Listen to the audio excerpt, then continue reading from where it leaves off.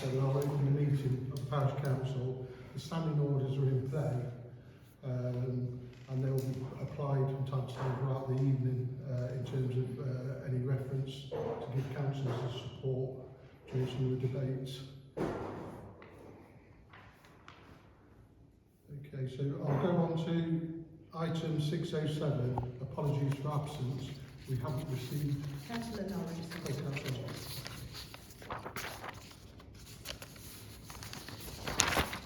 So we've got absence from Councillor Norris. So agenda item 608, look at collective declarations of interest to receive any disclosure of pecuniary or non-pecuniary interest pursuant to section 31 of the Localism Act.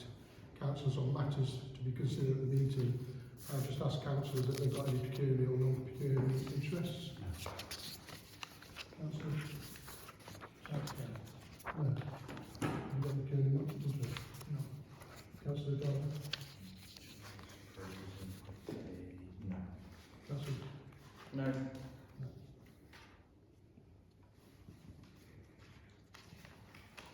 Okay.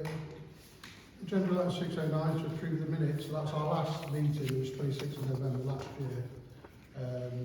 Councillors will have received these in advance of tonight's meeting and will have the opportunity to have read them. But just for clarity, I'll go through each page in terms of kind of audit processes and ensure that they are checked.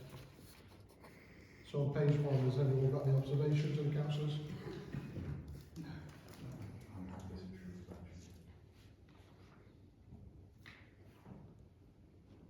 Page 2, any observations?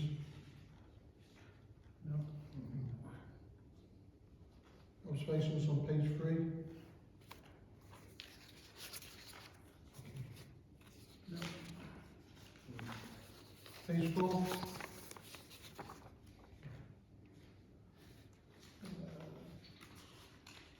Page 5? No.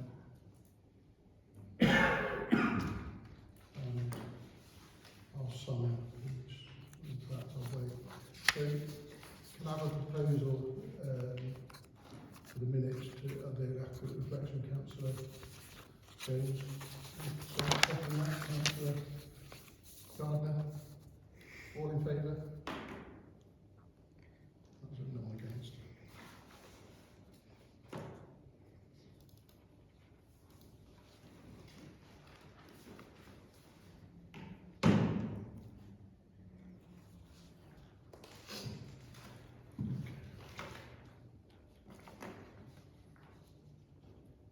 Just checking date.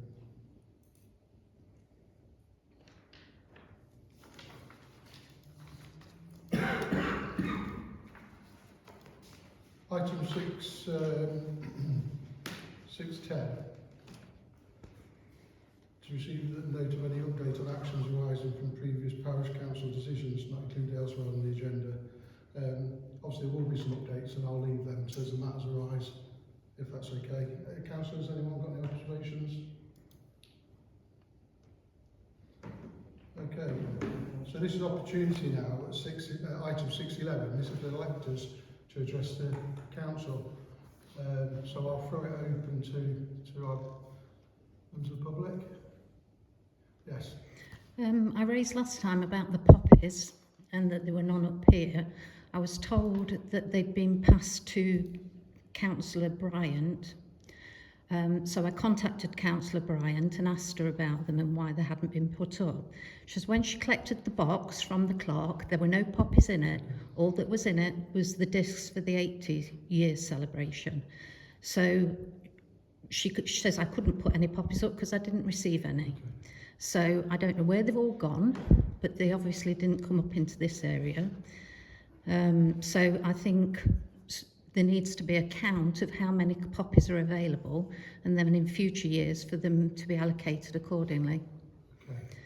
Right. Thank you. Okay. Then another issue, I noticed on the agenda there's some quotes for the watering contract and I wondered where this had been advertised because there are local people around here that could have applied for it but didn't know about it, so I don't know where it was advertised. There's only 2 quotes And from looking at those online, neither of them are local. One of the companies is actually owned by somebody living in London, according to Companies House records. So it doesn't seem a very good use of local money for it to be being sent out of area, because neither of them are close. I don't think either of them are actually Gedling residents, let alone parish residents. So I don't know what's happened with that. And then the other thing is about the planters. In April, you agreed money to be allocated for the winter planting and gave the responsibility to Councillor Jones. Bryant. Sorry? And it was also Councillor Bryant. Right, Councillor Jones. No, it was the... This is an opportunity for members of the public to It's all right, Dylan. No, what I'm saying is the money was allocated and you were to be responsible for that, yes, and to organise the planting.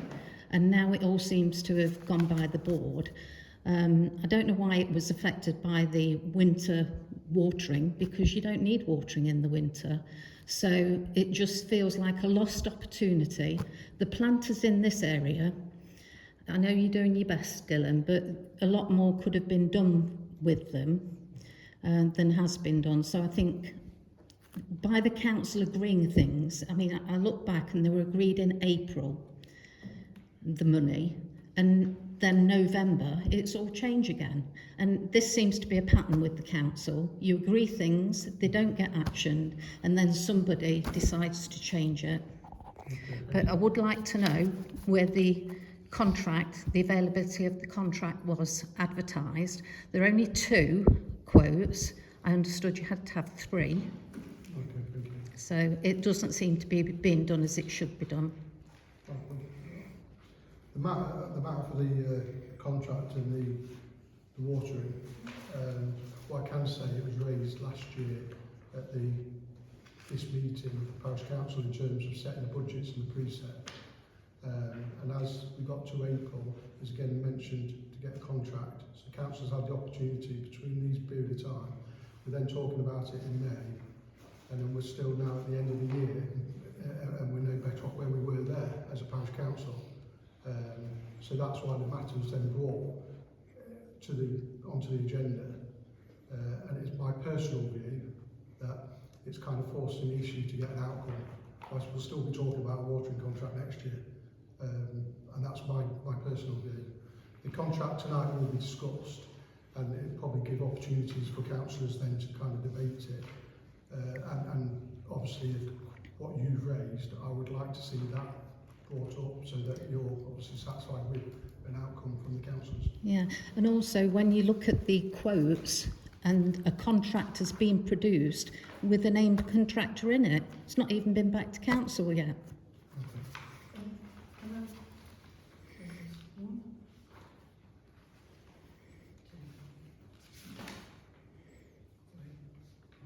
And all the documents were just as we're given to hand and things like that and everything. Okay, we do actually have 3 quotes for 3 different companies. Right. Is that, Yes, and they were all scanned as a whole, so everything that is on the website was what those 3 companies sent to us. So there's nothing been agreed, it's just the documentation that came with those contracts.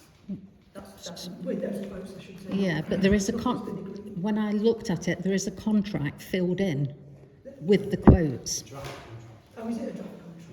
Okay. There is a proposed draft contract in the event if we decide. It just looks like things are being decided outside council.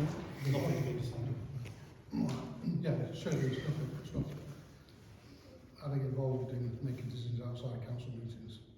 Okay. So can I ask then, Yeah. is the 3rd contract, is that somebody more local? I think one's is it Dibcot? Yeah. Time of doing it at the agenda. It is on the agenda. So Yeah. Okay.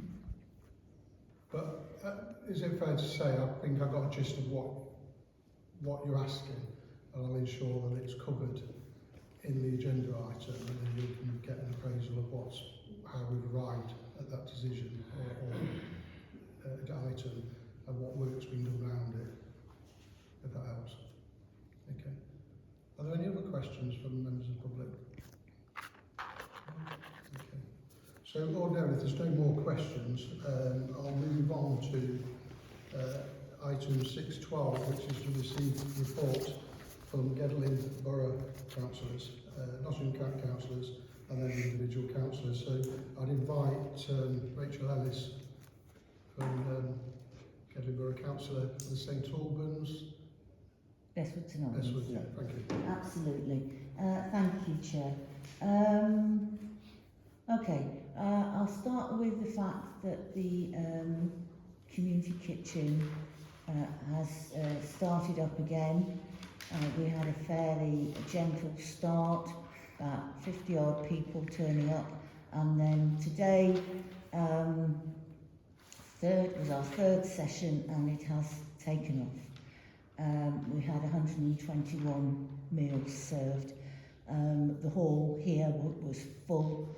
I'm really pleased to say we had quite a lot of young people from the local secondary school coming. They are absolutely charming, no problem with them whatsoever. They come in, they chat, we put out various sort of table games which they play, they have a meal, and then when they're ready they potter off. So I was really pleased to see them, but we also get a wide number of families as well. So today it seems that people are sort of waking up to the fact that we're back here. We are doing some deliveries when people are not well, things like that. More than happy to do that. So the other thing I wanted to raise, I think this month for me is a very typical local councillors month. Basically trying to deal with antisocial behaviour and dog dirt. So, and that's in various parts of the ward.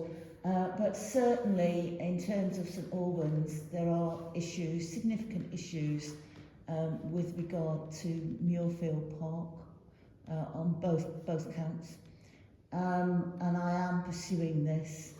I have put a post up on my own page basically saying when I inquired of our officers in terms of pursuing having CCTV, they reported back to me, first of all, there are issues with getting the connection through. Well, that's something that can be sorted.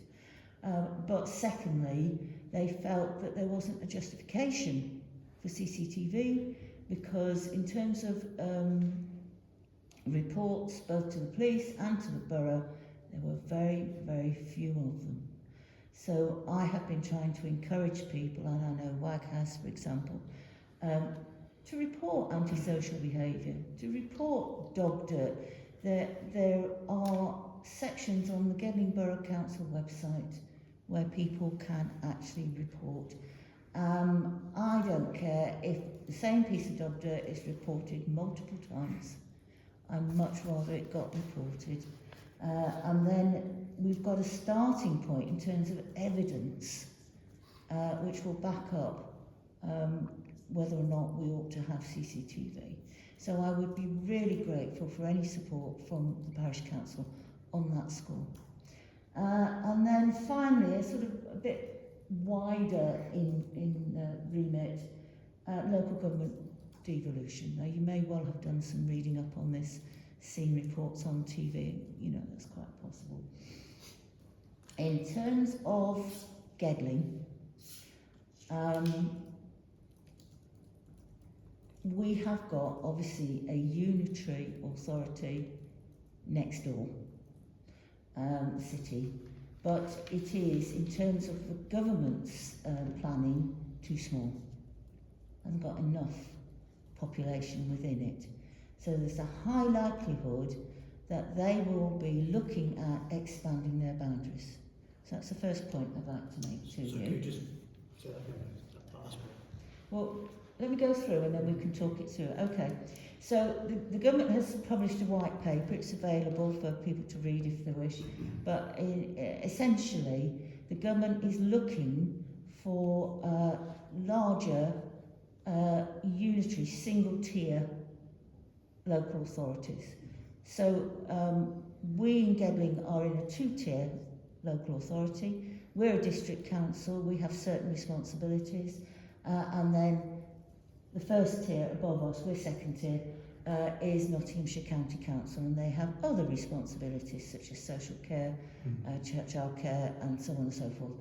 The government wants this to be merged. It's not about abolishing anything, it's about merging the tiers into one tier.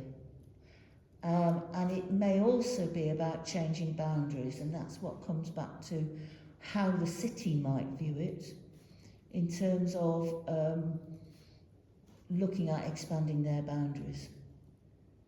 Okay, so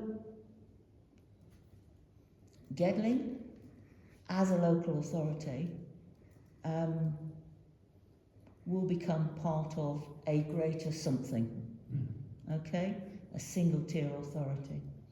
Now, in terms of timescales, there are obviously tricky things, but I know that the leaders of all the local authorities have been getting together and talking this through.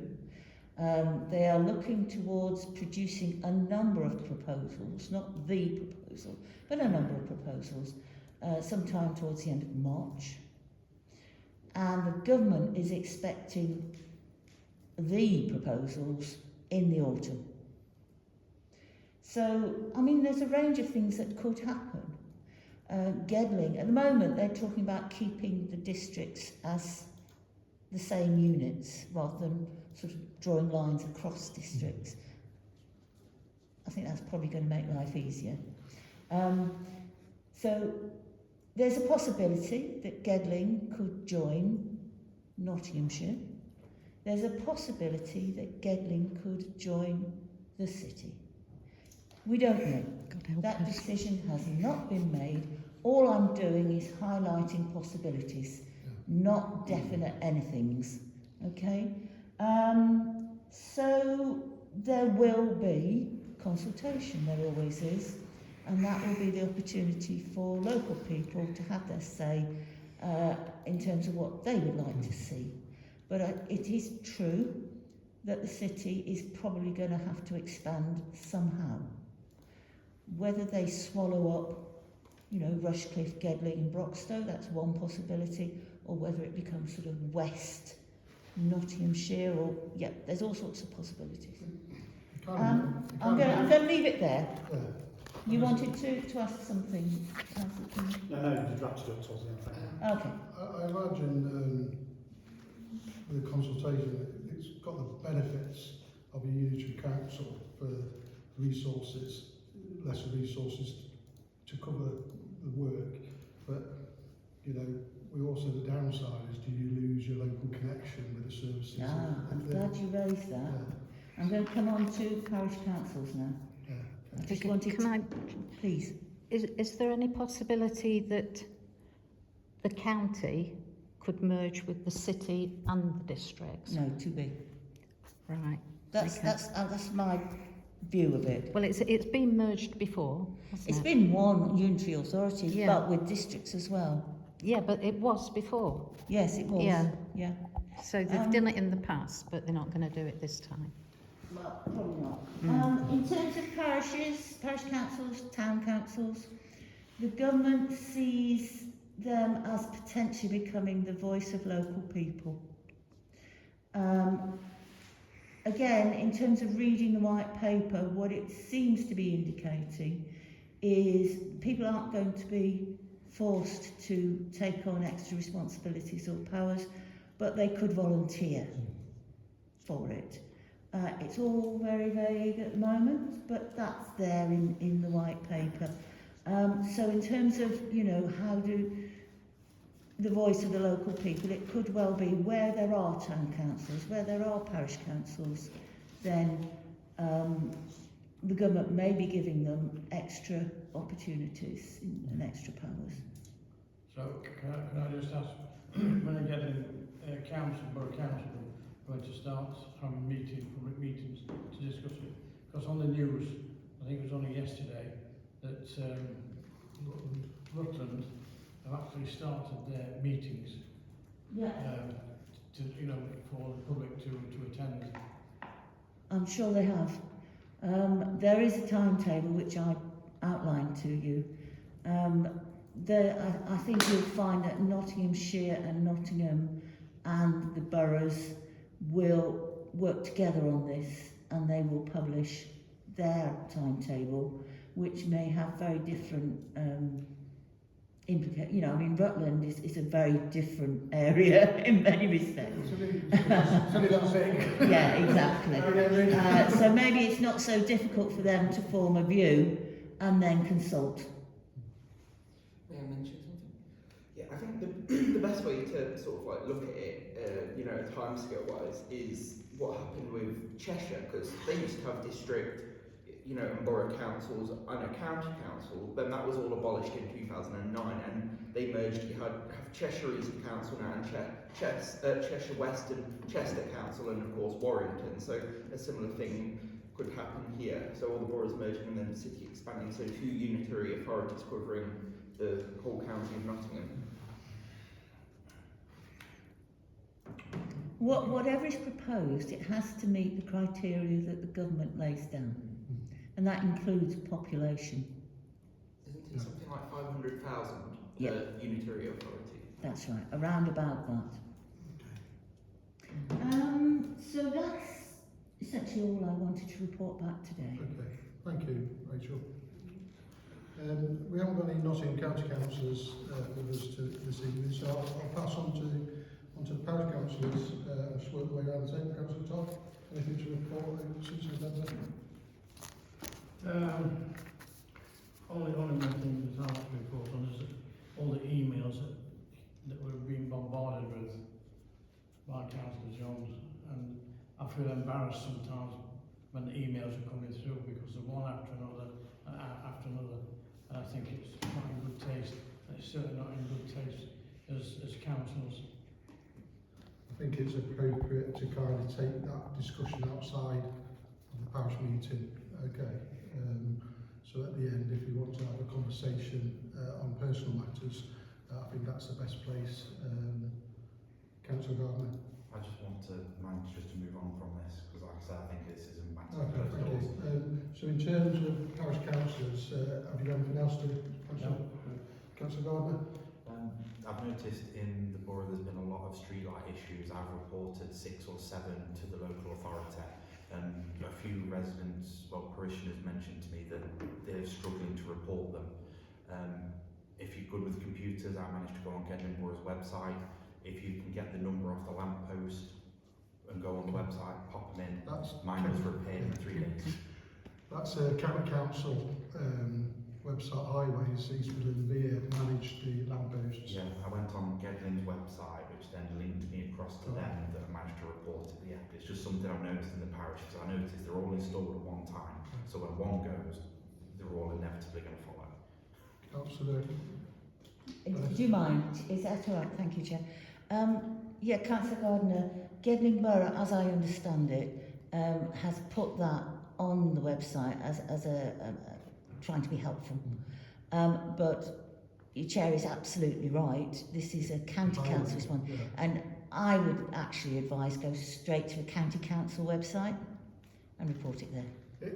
I'm just saying that when the issue was brought to me and people said they were struggling with phone numbers, I just went on the Gedling website, clicked on issue, clicked on street lighting, and then I literally just typed in the address, the number off the lamppost, and it went through. Oh, thank you. Oh, that's good news. That's just my experience that I Yeah. had reported. Oh, that works then. But yes, that's exactly it. And there are other categories that you can report things. Like I've seen on the, you can Just stick it on report. Facebook, the lights out of something, fix it up. I also That got- does not work, I except also to relieve. got filth reporting as well, which can link into what you said. Yeah. Okay. I work with the county council, just to let you know that there is a telephone number that anybody can report, and they send it to the right department, and Yeah, that's customer service centre. yeah, I don't have it to hand what the number is, but it's like a one general number. I think it's on the main public It's website. an 0300 number. I was Yeah. worried in case So- the charges would be 50p, isn't it? So I did, my initial thing was to do that, was I rang the number and I got lost in an IVR with press this, press that, and I I've just not ended tried up, it myself. and then I ended up in births and deaths because it's the only thing that seemed relevant. I was like, this just is not working. Yeah, fair enough. I'll tell them. So it's just, I'll tell the people who I'm just putting across my experience and how I managed to overcome it. Okay. Thank you. Councillor James? Yes, one thing I have noticed has been an increase in fly tips in the area, not just in the parish but also on the boundary line and just, you know, in Bull Forest and Bestwood St Albans, just in the whole Bestwood area in general. So yeah, me and Sue have been doing the rounds lately, you know, as usual, litter picking up and down Murfield, Bryce Park, Top Valley, you know, around Warren Hill, and then I've done a few with Rachel as well, so, trying to get on top of it, and then I've reported them to the patch managers of the area for Nottingham City and Gedling, and quite a few of them have been dealt with, thankfully, including the ones at the subways at the bottom of, you know, the junction between Bestwood Park Drive West and Murfield. So there was a big one there that got sorted.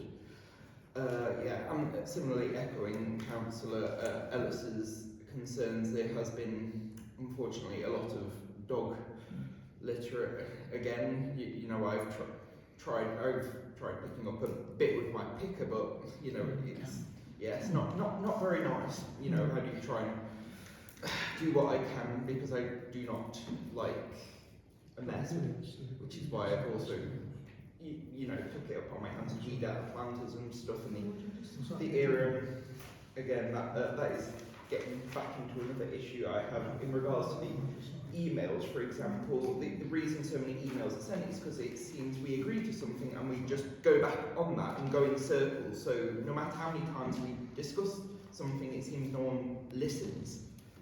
It's frankly what is annoying. And then another issue is councillors AI generating responses and using intimidating behaviour, which... Right, Councillor James, I'm going to stop you there, because I've just said, if there's an issue between a councillor, it's not for the public to be played out in public. You'll have a conversation at the end of the meeting, okay? Sorry, I'd just like to say that it's probably a consequence of the fly tipping is the fact that Nottingham City Council have now started levying a charge to pick up side waste and fly tipping. They've also cut the department, which was community protection, by 70%, which means that they're no longer out on the street looking out for people who were dropping litter, dog fouling, and causing antisocial behaviour and fly tipping. To add to that as well, there's the issue with, you know, the community centre and library closures, because I was speaking to my good friend City Councillor Cheryl Barnard, and she was mentioning that you know, quite a lot of libraries are at immediate risk, including Southglade Library, which is facing immediate closure. And then, of course, the recent closure of Rice Park Community Centre, which my grandma used, and you know, her daughter-in-law used quite a lot, and I know a couple members of the parish use quite a lot. So, you know, and not just old people, but young people as well. Losing our community centres, which are often the heart of, you know, the community hubs. You know, and they do a lot of outreach with young people, especially Top Valley Community Centre, for example, and, you know, helping young people develop skills which are necessary to help, you know, guide them on the right path. And, you know, potentially, I know that some of them organise like litter picks and stuff, losing valuable services such as this are exactly, you know, going to contribute to more antisocial behaviour. And again, it's just a mess. I'm terribly sorry, but I didn't catch your name. No, So I just want to, we don't talk names. I just want to ask a question. Do you know, the reason I ask is because we border on City Council, but I know City Council used to have like bulky waste collections. Have they ceased that as well? They still do bulky waste collections, but they charge for that now as well. Yeah, because So that's because they charge for the bulky waste, people are now going out on the streets and dumping it. If you do see, I've just recently retired from the City Council. I was a community protection officer, just so you know. If you do see fly tipping, dog fouling, antisocial behaviour, you can phone the City Council's team and they should come out and do it and sort it. And if they don't, I can give you a number of somebody who will make them come out and do it. And as I say, similarly, I'm also happy for anyone to message me any queries, and then I can pass it on to my two context there as well. Just explain the Councillor amount King. of flight. No, thank you, Chair. Echo Councillor Ellis, Councillor Jones on dog fouling and litter. It's a problem across the entire parish. I'm keeping my brief to the parish council. The second one is antisocial behaviour is terrible across the entire parish. Deer Park and the Country Park is extremely having problems with off-road bikers and scooters. That has been reported many times to the police and Gedling Borough Council to the point people have stopped. I myself have stopped. It became a daily routine for months. It's now, what are you doing about it? The police only have 2 off-road police bikers for the entire county, and they've only been once to this county since June last year. And is that the whole of Gedling? That's the whole of Nottinghamshire. 2 off-road bikers, and they turned up at 10:30. I bet they work 9 to 5. Okay, can we just keep it to... So that is a problem. So reporting the issues, of course, but then it gets to the point where people stop because no action happens, and that'll be the problem with the CCTV camera on Murfield Park. People just see it as the norm, unfortunately. I don't know how we square that round hole. The Japanese gardens, again, this is Gedling Borough Council's responsibility, although there seems to be now some kind of confusion whether it is their responsibility or Nottingham County Council. It is Gedling Borough Council, to my knowledge, and there's been no maintenance in that Japanese garden since probably over 1.5 years. And the last person to do any maintenance in that Japanese garden was me. The Green Flag Award that Gedling was proud to boast for the country park still stands on the flagpole in the car park. We lost that award, I think June last year, and it's been reported, but it's still up.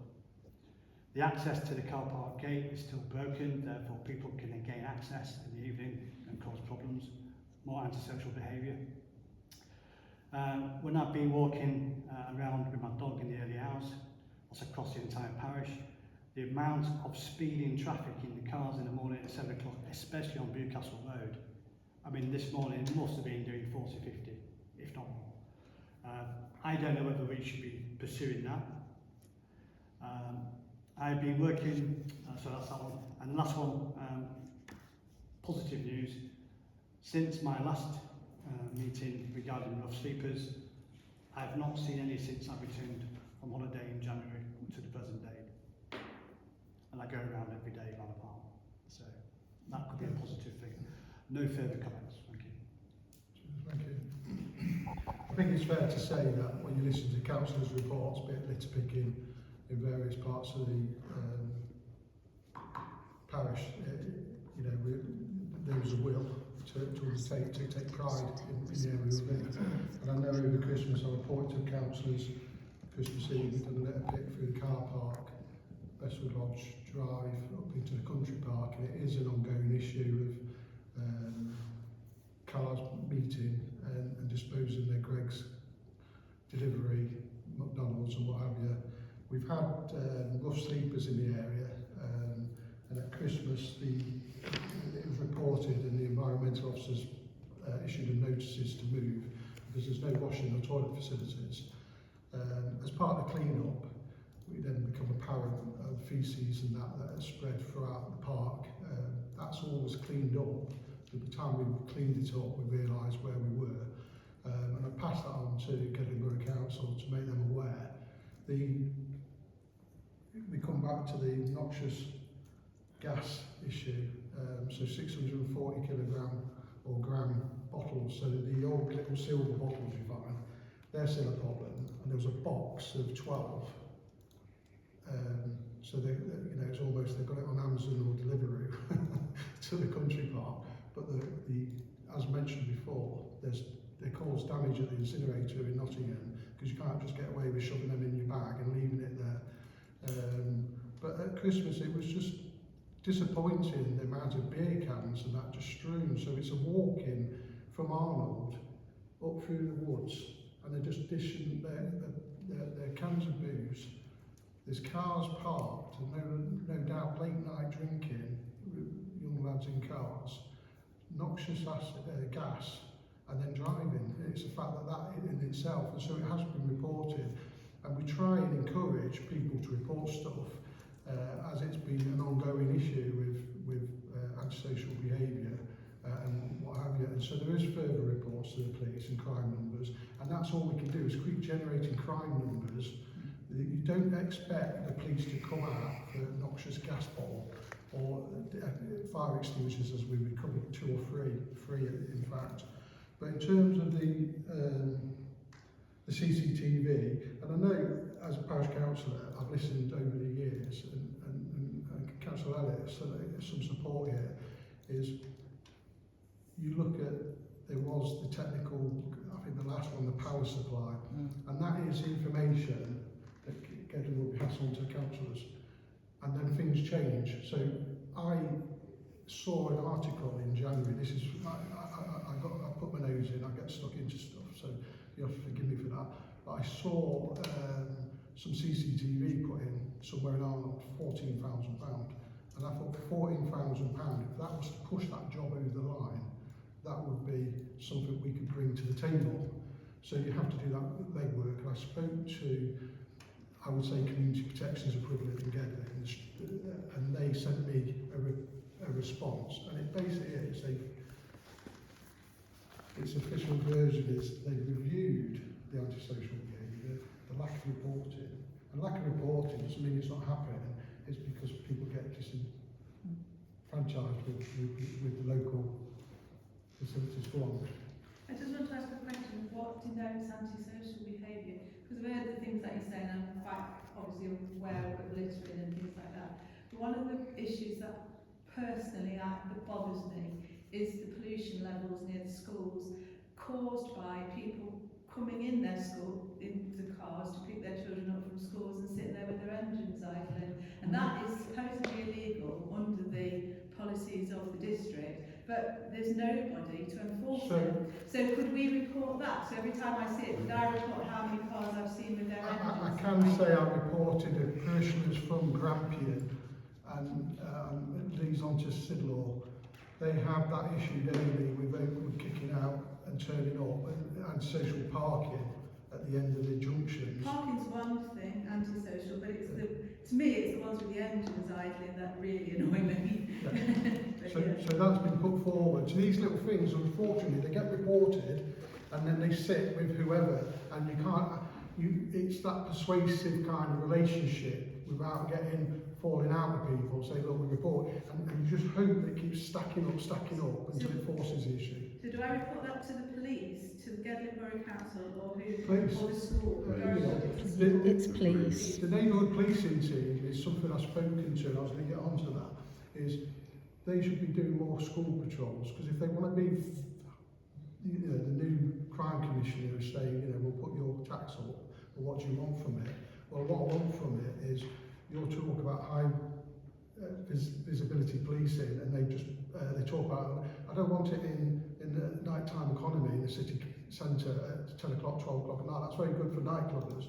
We want visibility when kids are kicking out, not when there was that issue last year with some guy tracking young girls from the school. We want it there all the time, because it gives the kids something to kind of link into relationships with the police, positive relationships, but also it gives opportunity for police officers to talk to people who live there and say, this really grates my, and then they can take that back and deal with it. And so back to the CCTV, what they've obviously done is done a review, because the money suddenly the pots get moved, it's dynamic, and then decide whether it's a power issue or whatever, the focus has moved on. Can I clarify that? The money was actually allocated for Muirfield Road Recreation Ground in 2022. The money was there based on the evidence that had been produced. Then in 2023, because we've continually been asking for updates, and as you say, it was groundwork problems and accessing power and everything else. So we've periodically been saying, can you provide a new update? And we were being told technical problems, until in 2023, somebody from the neighbourhood wardens team said, oh, well, you're not getting it.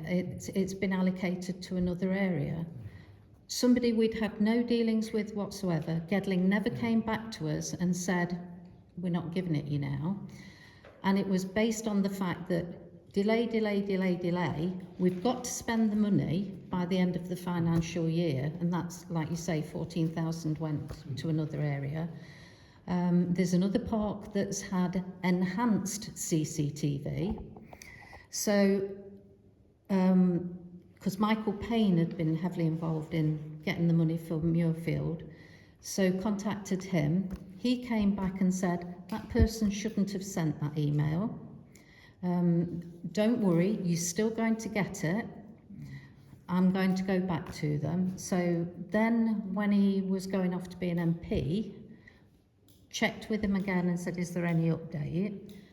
And he says, I've spoken to the chief exec and said the money still needs to be allocated, from a different pot presumably, for Muirfield Road Recreation Ground. You're still going to get it. So just before Christmas 2024, I contacted the chief executive and said, can you give us an update when it's going to be installed? And got the same response. You don't meet the threshold now. We'd already met the threshold. It had been allocated, so that doesn't wash. Rachel has taken it up, and so has Darren Maltby, and I think you're working together on this, aren't you? You're having some contact. We met with Darren a few weeks ago. He's the new district councillor, and he is having a meeting with the chief exec to discuss it. And he said, I want to work on it to ensure that you get your CCTV. So that's where it's at the moment. We provided him with a complete chronology of everything that's happened and all the promises that we were given, and then the broken promises. So we're now just waiting to hear back from Darren.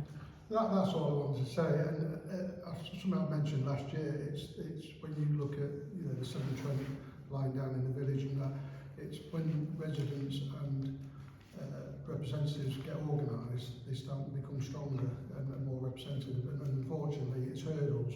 But if you keep going, but all I'm saying, I saw 14 grand. I know it's all part of a bigger picture of grant funding, but that's a reasonable outcome. If it was just a stumbling block, I'm sure we could have. But to bring it to the table, I needed to know a bit more, and having it from the horse's mouth is better than getting it off. Does that help? I'm conscious of time.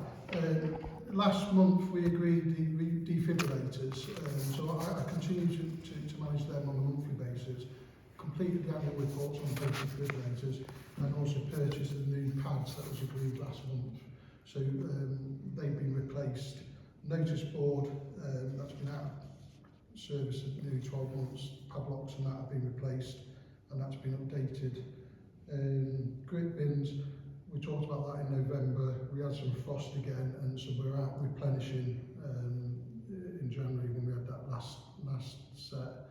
The planning that was agreed at the last meeting, the support, so I picked up on the point from the community group that was supportive of that, and I've done a small script for the clerk who's submitted that to the planning, and we picked up on 3 key areas. The water surface, we're really just complementing reports that have already been done by the highways that the water surface drainage is not suitable at this stage. The second one was around heritage of the area and in keeping, and what the developers have said is they are keen to replicate in as much roof tiling and brickwork would be sympathetic to the grade 2 listed. And the last one is around the wildlife and bats and stuff. The lighting has to be sympathetic to them. And in terms of the lighting, residents brought up they don't want the area illuminated at night. So again, the planning people from that area have put in a report similar to that outcome, and we would just like to see that. In terms of planting, the Friends of Bestwood Country Park passed on their observations to the Nature Committee around the planting would be supportive of the habitat to generate and develop habitat creatures of all different sizes. Not my forte, but the long and short of it is their comments was normally with big developments you get some standard landscaping which isn't really that great for the environment. So that was the key bits there. Mirfield and Bewcastle, the bollards, so locally you'll know the 3-4 bollards at the bottom of Mirfield onto Bewcastle by the post box. So I've been playing a game with the kids since October. This bollard's come away, and so I walk past, I put it up onto Pentland and it comes rolling down at school hours, and I put it back and it comes down. I reported it in October, November, and then I went to Parks in the end in January, right, 2 weeks ago. The bollard's gone. After they reported, they came back to me and it went. So we're hoping it's with estates who own the bollard, and as you know, that's to stop the cars losing down Mirfield on the racetrack, as those call it, and it is an ongoing issue, speeding around the 20 miles an hour. And we've all seen that. So that's that, and there was a couple of others, but I'll move on because I'm conscious of time. Right, thank you for that. We've got a clerk update then. The clerk did circulate a detail of some of the background work behind the scenes, so the councillors are aware, but if you want to just run over that room. Excuse me, yes, obviously being and there not being a clerk in place, it has taken some time to get everything in place, but we are in a position now where I have access to the scribe, access to the bank account. I'm working obviously on the AGAR, the precept's been done, so it's all coming together, but it is a lengthy business because obviously, as you know, there hasn't been a clerk in place for some time. You have two very brief updates.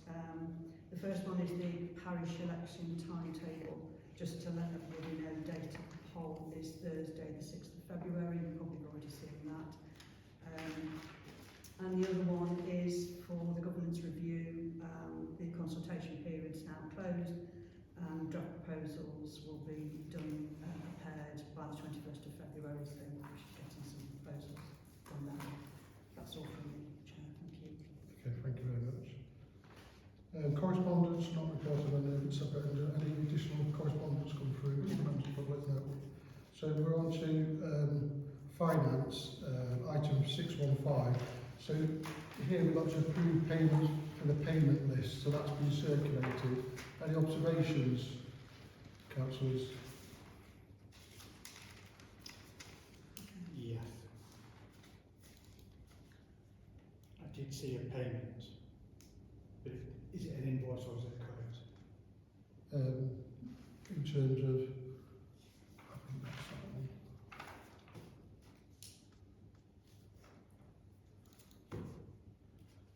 Received. So I'll just quickly go through it. We've got two items for the benefit of the public. Is in terms of the clerk's pay December and January's payment. We've got payment for the locum hours, so that was the outgoing locum that's done the handover to the current clerk. Two qualifications for the clerk that have been paid for, which he needs to take a role. Ilkers and Ilkers. The Emmanuel Church hired a hall, so we put £350, so that would be the total for the whole 12 months. Whilst it'd be authorised, do we pay that all at one lump sum, or do we tend to wait for invoices? It's been invoiced as a whole lump sum for the year. Right rearguard, that's our basically we have a statutory duty to do tax returns to the HMRC. Via East Midlands, so we received, that was the bill for £125 for that grit that I ordered in December. We got Light Limited for the Christmas lights, one of the outstanding projects that was delivered. So I've got one from myself is around the padlocks at £9, Microsoft, so we have to pay a subscription. Councillor White for the defibrillator pads. Scribe is our subscription for the bank account stuff. And then the last one is, it says Councillor White, the range. for some printer paper. It's actually the backing paper for the notice board, £6. That's it, councillor.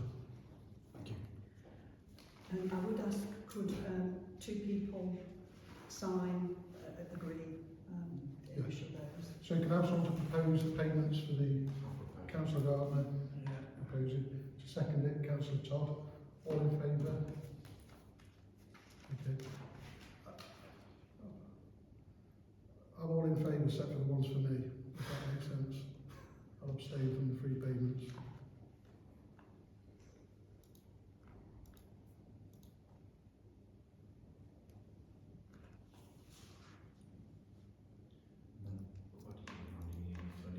And I need two of you to initial and sign them, so thank you. Is it just sign the front page or all of them? All of them, please. You just check that whatever's in there is on the list, please. Thank you. Right, then, just one. You know I think I sent something through in regards to the wood burn, the wood stove burning thing, pollution thing.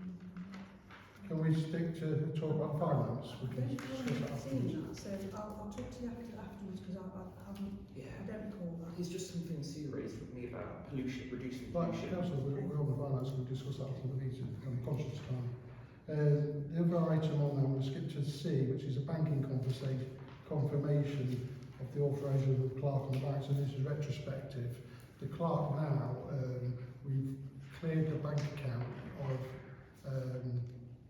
the administration, so that's now updated. So our clerk now has full control of the bank account, and we've removed all signatories. So the only signatories now are serving councillors.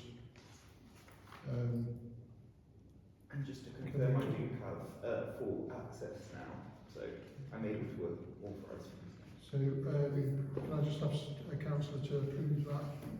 Councillor Jones. Someone to second that? Councillor King. All in favour?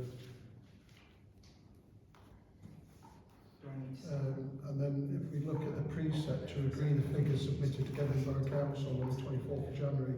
So this is our day where the council agree to collect what precept it is. Is this a bit of discussion for the councillors, or do you just tell us? Well, I'm just going to explain everything. Yeah. Normally with the precept, there'll be a full breakdown done through the scribe of all payments that's been received and the budget for the following year. As I've not had access to scribe, I've done a budget based on all of the invoices that I know we've received, plus assumptions for grant funding and projects. I'm very mindful that all councillors did not want to have an increase in the precept, so I had the base from the tax base from Gedling Borough Council. There was a slight reduction in our tax base, so making sure that our precept doesn't go up. It means that we will be collecting the same amount of money as we did last year, but to show a slight reduction when it comes on the invoices because of the reduction in the tax base. So the figures went off to Gedling Borough on Friday. The bandy calculation is £30.37, and whilst our expenditure is more than the precept, because I've also allowed for election costs, because we've had 2 elections this year, which will be budgeted, will be billed for from Gedling Borough Council. So I have actually allowed some of that money to set aside for this coming year if there is another election. Yeah. Is it possible to have an idea of what that looks The potential cost for elections? Yes, for an election as we're having at the minute, the Gedling Borough Council told me £6,000. The earlier by-election that there was a shared cost because it was for district council and parish council, so that would be £3,000. So it's about £9,000. We haven't had the bill yet, but I'm expecting for the end of this financial year. So I've submitted the Form C. So I will need the chairman. There's also then the form that I submitted with the precept and the budget. I'm quite happy for the evidence to pass this around. There just wasn't the time to get it done in time. So So do we need to propose that? yes, please. so in terms of what the clerk's just explained, can you propose that then, Councillor I King? can propose. Okay, can I have someone to second that there's no increase in the precinct? Councillor Todd, all in favour? No one against. Well done.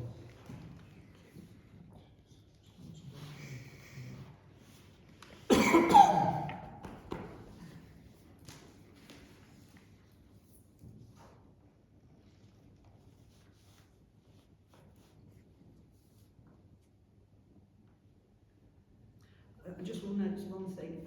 Obviously, we will have to wait for Gedling Borough Council to advise us whether that figure is going to Do you second that that? they're accepting. That will go to the Can you cabinet sign for that? decision.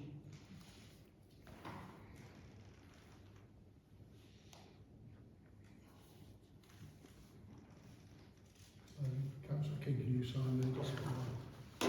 I'll just say on behalf of the council, just thank you councillors for those that contributed to the discussions. As I know that there was a consensus not to increase it, which we've maintained I think for the last 3-4 years. And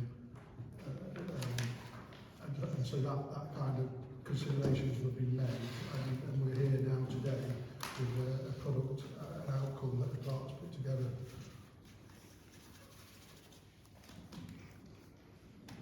Okay, so we've got a note of planning applications. So we don't have a legal plan, so we have no real influence on Gedling planning.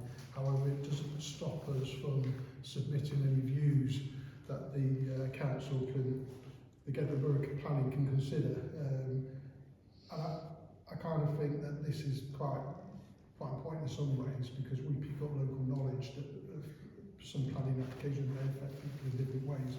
And we can be a voice as parish councillors on their behalf. So we've got a first floor rear extension. I've got to say that I had a quick look at this, at the domestic property. There's an external works, porch and a garage, and a reconstruction, consultation on the tree felling. From communication within the council, I think the only topic is the tree consultation. Is that fair to say? Yes, that is. Councillor King, is that what you're saying? Definitely. Yeah. But I was surprised to see the bridal reason. The bridal ways of consultation, it's not planning That's consultation. not a good idea to put on there. My fault. No, no, I it's got fine. it and it didn't go on the agenda. So That's fine. Did you get a response from the guy? The um, consultation? No, I said go to him. Did he ever respond? I got a response, You got a response? Okay. but because I received a letter. I think it would be in the interest of the parish to know about it. Right then, so we can look at the consultation on the tree felling. To keep the kind of debate succinct, this is a consultation, this is an application on behalf of Gedling Borough Council for the Gedling Borough Council, so part of the maintenance of trees. It was posted from February, August time, so I was aware of it, the trees at the back of Penton. So that's the area just behind here.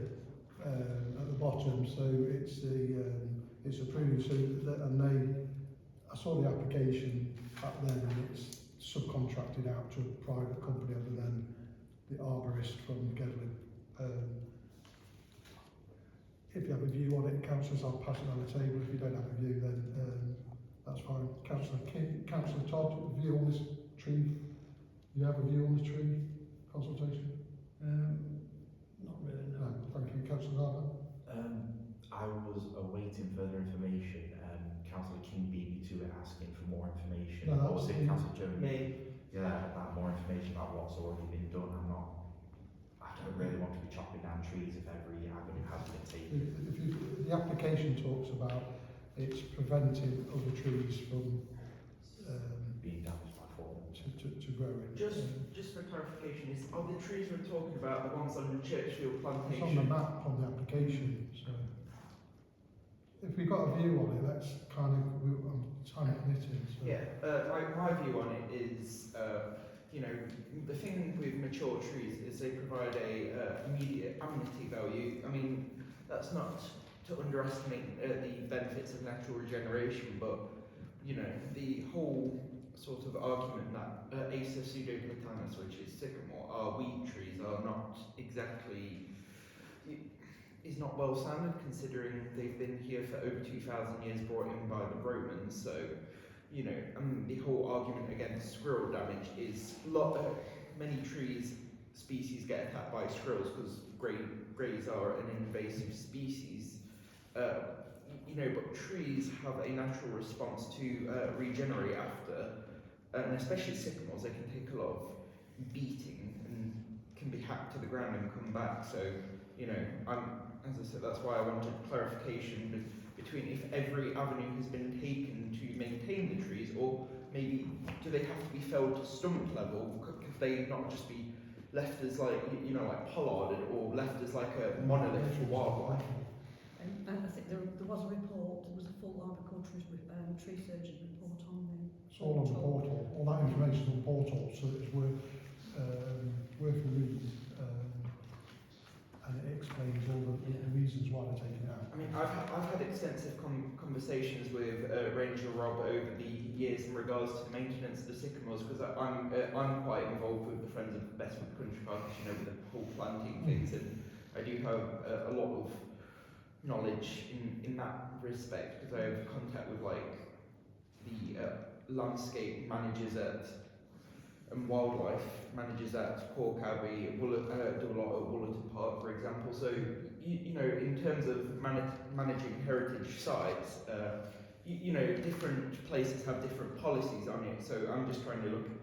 You can't have like a one-size-fits-all approach. So I'm just looking at it for, you know, incorporating everyone's wider views into it, whether everything has been done possible to try and maintain them trees, or at least keep them. Thank you. So shall I suggest then that I write our response just to state that we would like to ensure that every avenue has been looked at to see if we can keep these trees? Yes. I'd like to propose that. Okay, I'll do that then. Yes, pollarding being one thing which would allow the light to still reach the So forest. just have a proposal there then from Councillor Jones, sorry, that we explore with Gedling Borough Council. Can I have someone to second that? Councillor Gardner, all in favour? Thanks very much.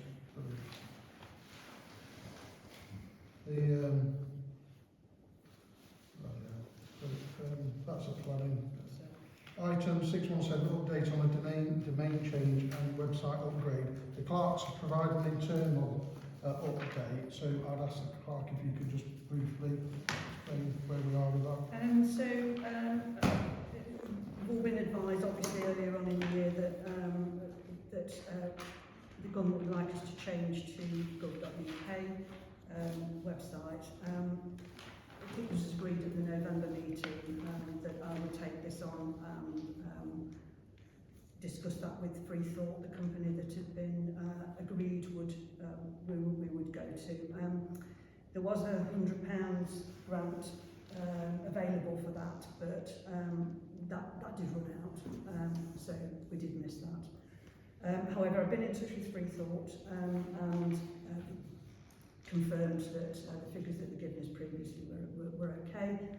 I did pick up from the notes, from the minutes, that you were looking to you couldn't have St Albans PC.gov.uk because that's already taken by St Albans down in Hertfordshire. yeah. So you were going to ask for Gedling St Albans.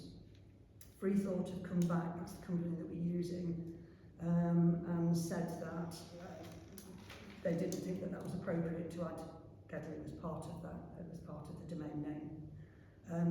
It's saying you must use your full name of the organisation and keep it clear.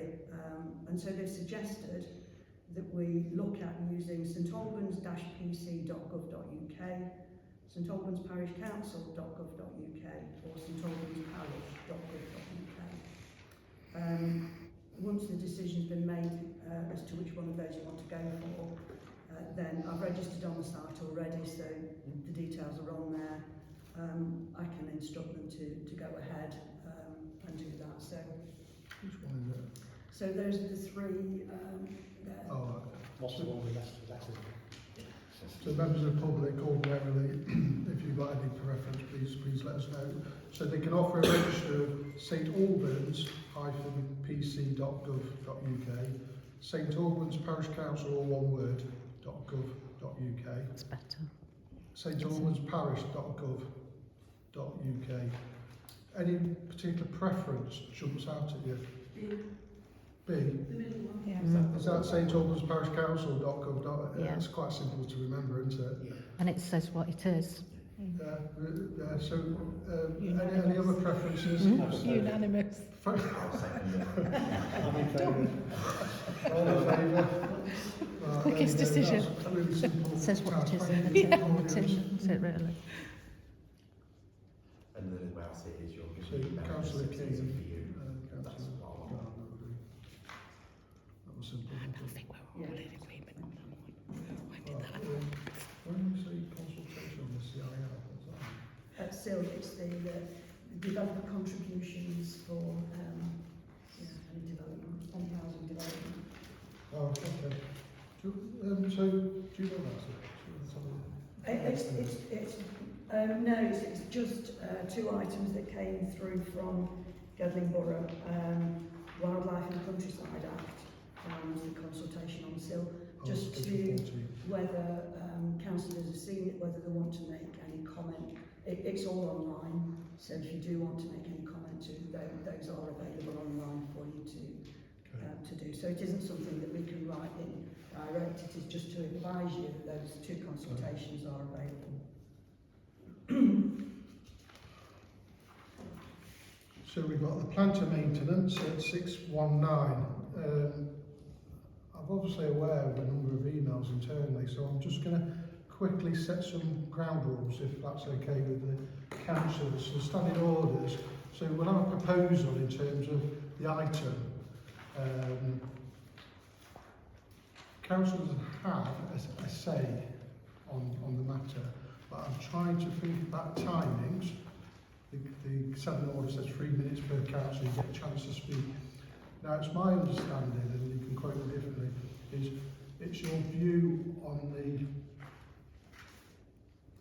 agenda item rather than a view of what you think of another councillor saying, if that makes sense. I want to keep this quite succinct, so I'm setting some ground rules that we'll discuss, whoever proposes the item, they'll discuss the item. Councillors then will go around the table and have their view, but they speak once. And I'll ask councillors to let them finish speaking, because I don't want people over talking. The person who has a right to respond, though, is the proposer. So, is it right that the councillors ask questions of it? However, if there's some misunderstanding or some clarity required, that gives the proposer the right to respond. Does that make sense? So, in terms of the proposal, Yes. Councillor, is it fair to say Councillor King put a proposal forward and Councillor Jones has put a proposal forward? And councillors, has anyone else put a proposal forward? No. Right, okay. So I'll ask Councillor King to go first in no particular order, present your proposal for the planters. Are we talking about watering contract? Discuss the quotes for the watering contract as previously notified. So in terms of the watering contract, I will ask councillors to consider the members of the public's view on the council and hopefully answer any of them queries, if that makes sense. For the benefit of those who weren't at the last meeting, it was a task by Councillor Jones, by the Parish Council, earlier last year, to try and obtain a water contract. At the last meeting, Councillor Jones was having a problem trying to obtain a watering contract. So I asked the council if I could support Councillor Jones in obtaining watering contracts. This was approved. The following day, I reached out to a local window cleaner who does many of the windows in this area, and he's come out the cheapest. But I've also reached out to two other companies who, when I was in my previous role in facilities management, which was over nearly 2 years ago, they still work in the area, although I agree they do not live in the area, but it was to get a comparison of quotes, because they still do lots of work in the area. And when you look at the 3 quotes, there's not that much in it. My proposal to the parish council is to use the local window cleaning company, who came in at £30 per visit. The total cost over a 28 period would be £840. That's to do all 6 planters' watering contracts. In the contract, there would also be a requirement for the opportunity to do any ad hoc one-off watering requirements in the event of dry weather.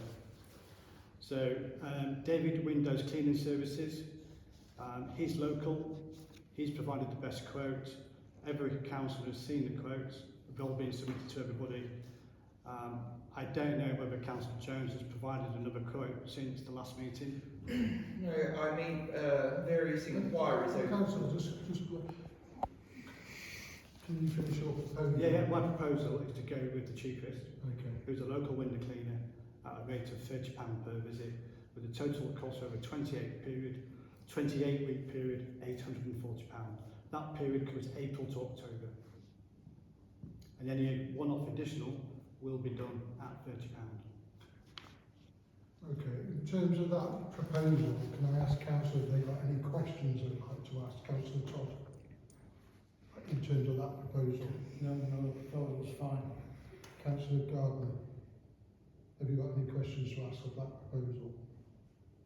I don't have any questions, but Okay, I would thank you. have a preference towards somebody living local. I do agree. He is local. So can I move on to He Councillor provides his service locally, it's not Yes. local. Did Okay, Councillor Jones, you want to go through your proposal? Well, my proposal is, I did look into watering contracts, but again, I looked at one that was based in Colic, Horizon Landscapes, but the issue is a lot of the ones I reached out to never even bothered to get back to me, and I did, as with Rachel Ellis, I did make an inquiry. She helped me make an inquiry to the one who, Gedling Parks teams who deal with the watering of the ones in Arnold Town Centre, for example, and they were unable to, due to budget constraints, take on the additional work of doing the 6 planters. So between that and that happening, I got made redundant from my last role, so I had a lot of background stuff going on behind that, so that kind of threw a spanner in the works on things I'm sure people weren't aware of. But so I'm proposing to go with his one. Well, thank you very much for your work on that behalf. So we have a proposal. Can I ask someone to second that? Okay, Councillor Jones. And then all in favour? Thank you.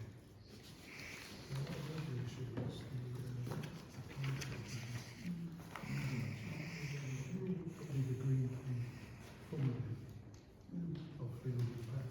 Yeah. So it's now the process. Okay. Because it's previously agreed. Yeah. So we've agreed but we just want to just clarify the process. So in terms of the planter maintenance, we've agreed previously of £50 per planter for 6 planters, £300 for 1 season. As council is aware, last May we replanted the planters, and now we're back to that time of year. So we're looking at probably April, May time when the frost has gone to put in a season planting. So there's a budget of £300, £50 per planter. And I think it's important to understand what the process is now of getting them plants in. So we've got an agreement to walk away with that people will then see plants in the planters around about April, May time. So I've seen a number of emails, so again, I see some options that have been explored. Councillor Jones has put forward a proposal from Easy Grow, a wholesale supplier. Right, okay, so what we'll do, Councillor Jones, we've also got an alternative proposal for how we're going to do the process. So again, around the table, and councillors will no doubt have a view. We'll allow that proposal to come, and then the councillors can have a view, and then we'll go through to agree. Just to clarify something, you said per season, so the budget for the entire year's planting is 300. 600. 600, so £300 for winter slash spring and £300 for autumn slash summer. Yeah, so £100 per plant per year. Just a question, Chair. I thought what we agreed in the last meeting was that it was done on £50 per plant per season, and then it was up to councillors to engage with the community to then spend the money on individual planters. I don't think that was agreed. Agreement, the last agreement, and trust me, I've had to go through the tape, is why I set some real ground rules, because people talk over each other, and then what that does is causes misunderstandings and doubt as we go forward some months after. The agreement last November was just to reaffirm the budget of £600 for the planters, the maintenance, the flower upkeep. The idea of then agreeing a process is to ensure that they are done and delivered without having to keep coming back to the council and having meetings and talk about it. So this gives an opportunity now for two proposals to come forward with a desire to put plants in the planters and matters resolved. So we've got two proposals. We've got the first one from Councillor Jones and the second proposal for Councillor King. And then the councils will have a view, and this is the place to sort of express that view and then come with an outcome. I'm conscious of time. The standing order says 3 minutes per councillor, so keep it short, keep it succinct. However, I'll still have that conversation. So Councillor Jones or Councillor King, that's not. Do you want to go first? Councillor Jones, so over to you. Well, as you recall, back in April last year, the council all voted to agree. I think this was the start of our seasonal planting, Bestwood in Bloom. We agreed to 600. So far, only 400 of that 600 that was originally agreed has been, used. Most of it was done on the planters, and about £100 or so was done for the community orchard, which thankfully has not been vandalised and is growing quite well. I go up, weed it, and all that. The proposal, so we agreed to 600, and my proposal is to agree to the last 200 of that from last year's one, and then that will be that agreement complete. And going forward, then whatever we can agree to tonight, then would be the new status quo going forward. So this would just be a one-off to sort of like complete that original agreement, because quite often but not we have a tendency to overlook things that have already been agreed. And then the plants from this batch then would be equally spread out and distributed amongst the councillors to plant in their respective planters. And we can put it on the community page, get residents involved per se. Then going forward, maybe do a consultation in regards to what plants people would like to see. Get community involved and all that. And maybe do a litter pick as well. But yeah, my proposal is just so this could also count towards this year's 600. So we would only have to spend 400 more this year, therefore saving, not having to do another 600 this year, would only be 400 because technically this is from last year's one. And as I say, this is the best price we can get anyway, because the supplier I get them off a good friend. It's actually split between two places, so he gets some of the bedding plants from J Stone and Sons Garden Centre in Lamley, and then they sort of do like a swap per se, and then a lot of his stuff he gets from Spalding Auction, because I know he supplies a lot of garden centres around Nottingham, for example, like Belvedere Castle. He supplied ones for the flower show there. He goes to Brooklyn Flower Show. He supplies Frost's garden centres. And for example, he used to work for Harry Wheatcroft's son, David Wheatcroft, for a number of years, so he's quite reputable in the trade. I don't work for him anymore, and because I'm a lab technician again now, but as I say, I only ever used to get plants off him for my projects, just to clarify. Can I just ask for a summary of the proposal? Just looking in The proposal is to essentially agree to the £200 allowing going forward, consult with residents to what plants they would want, and then consult it between ourselves, then agree to a list of species per se for the 6 planters and for that season, and then sort of like get them delivered probably to a manual or whatever, or they can split between the councillors' houses or whatever, and then do that going forward. So it takes a lot. You consider the logistics and everything like that. Okay, councillors, anyone got a view on this before I'm sorry, Councillor King? Yeah, my view is that the £200 remaining works out at £33 per planter, and that's probably achievable.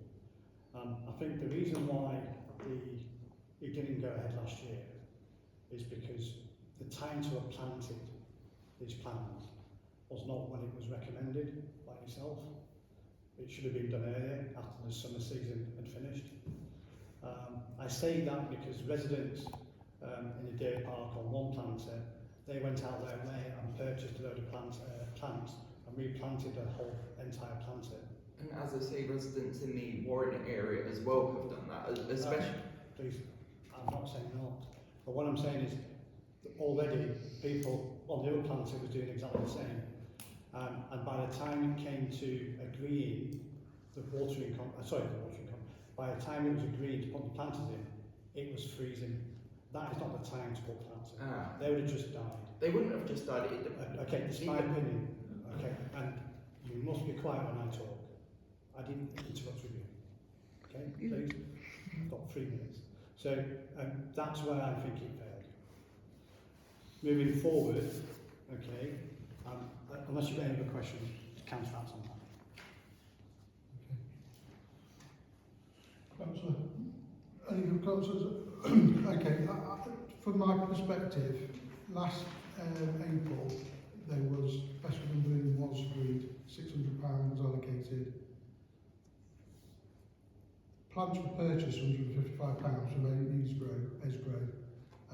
The first lot wasn't actually. I didn't get the first lot from Esgrow. I got them from that J Stone one in Lamley. The fruit trees that I got from Councillor, Esgrow. can I observation? Remember, I pre-purchased them, and then I was reimbursed for the £155. So, I'll go back to April. Let me finish, and I'll explain. It was agreed, and then you went and purchased £155 worth of plants. You were asking for help to plant these plants. So in May last year, I came with you. I came and collected them from your house and I distributed them throughout Warren.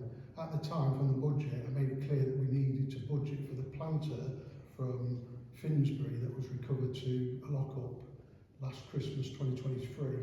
That planter I organised for it to go to Warren Primary, who took on the planter on the basis that we would still pay for the upkeep. So some of that budget came out of that to put the compost, fill it up with compost, and then put some plants in. Then plants that we picked up, once distributed, there was something like 12 plants, which wasn't enough to have the desired effect of what the planters looked like when they were first put in 2023. So that invoice, I explained that whilst there's a budget there, we still need to get a motion from the parish council to actually dedicate the money, a bit like the defibrillator packs. You come 1 month and say, well, I want to buy these defibrillator packs. It's agreed, go and buy them. So you did put an invoice in and we paid that. So in May last year, I planted them planters with you around the parish council, all 6 of them. And we paid you in May £155 of the agreement was the orchard, and they're allocated the £70, which you were then reimbursed. So, to be clear, myself and yourself put them planters in, and there's a lot of logistics of picking the plants up and then dividing them up and delivering them. So there's a lot of work, and we need to be a bit more slicker around how we maintain these planters. This one going forward is, you know, as I say, who we gets the plants up a completely different supplier now, and as I say, I sent photos around. You know, we're getting a lot more bang for our buck this time around, and they can be delivered. The supplier will deliver them to, you know, one spot, or you know, he can do it in different arrangements. Say, half to you, half to Warren, or whatever. You know, is versatile. The guy is. Well, my concern is that's your invoice from EasyGo. So the plants did come from EasyGo last year, and we delivered them. The quality in that weren't great. Because whilst they're cheap, they're no doubt at the end of the line. It wasn't the outcome, big bright flowers. That's what people want to see. But they were. But it doesn't, Councillor. It doesn't. What we're not saying, it's a case of then we could work together and replant these. There isn't a big uptake from the community to buy into, come into the planting and that. So it really, realistically, it will be councillors together to go round the planters and plant the plants. And tonight really is to agree where we get these plants from, the quality of the plants. Last time when we originally planted them, I went to Floraland with their budget and bought all the planters. We claimed the VAT back. And the point is, we had some good quality plants that were distributed across the 6 planters, and this is our aim again, is to have that effect, but to get it delivered. So, the thing this is a bit different is, as I say, who he was getting the plants off last time is completely different now, because he gets them from Spalding Auction. You mentioned Floraland, because this guy I deal with, he's one of Floraland's wholesale suppliers and Frost's Nurseries wholesale suppliers. So, well, you know, Frost's Garden Centre is quite a well-known one. He deals with a lot. If you go into Bulwell Town Centre, he supplies the butchers. If you go to Paddy's in Clifton, the hardware shop in Rivington, a couple in Birmingham, Leicester. So, what? I mean, if it helps, what we're saying is you're proposing to buy essentially buy £200 worth of plants. What we're saying is we're here to buy £300. So, you know, it's about, doesn't really matter where we get them from, as long as we get £300 worth of plants, put in the planters. It can be adjusted. He can get £300 worth of plants, and if you want, you can even come down and you know, hand pick them yourself. Or you know, it's about time. And what I'm thinking about, I was with you when we went and collected plants. I put a lot of time of my own time, and you put a lot of your own time to go and divvy these plants up, drive around the parish council. Logistically, that's a lot of uptake. If we said we're going to go and buy some plants, they get delivered on this date and the councils appear and we'll just get them put in whilst we'll be talking about it, and it won't happen. And that can be arranged, like as we did with the welfare at Bestwood Village. This is I'm talking about a parish-led and a parish-delivered project. Yeah, but what I'm saying is, Rachel can vouch. We had a delivery of all the fruit trees for them. That was on an agreed day. He delivered it, and her, and you know, the welfare people there, we planted the community orchard on that day. And as I say, it's a lot more coordinated now, because as I say, back then he was a lot smaller. He's got a more organised team now. So you know, the logistics of it is, Probably what I'm saying, I don't want to go with this company. And my reasons being that it's not independent of the parish. I would like to see the parish councillors meeting one day, putting all these plants in together, working as one. End of story. So council, if you haven't anything further, I'll ask for the next proposal. Thank you, Chair. I propose to discuss and approve an allocation not exceeding £100 per parish council planter to support seasonal replenishment from winter through to spring and spring through to winter for the end of £100. The proposal is that we designate £100 and we have appointed custodians where each councillor will take ownership of a parish council. It will be their authority to go around, speak to the residents, ask them what they want in the parish planter, but also to keep an upkeep. As we know, we've had one planter that was found on a road. That planter is now in the school. So I would see the benefits. Just bear with me, I've got that on another piece of paper. Here we are. So what are the benefits? Enhanced monitoring and upkeep.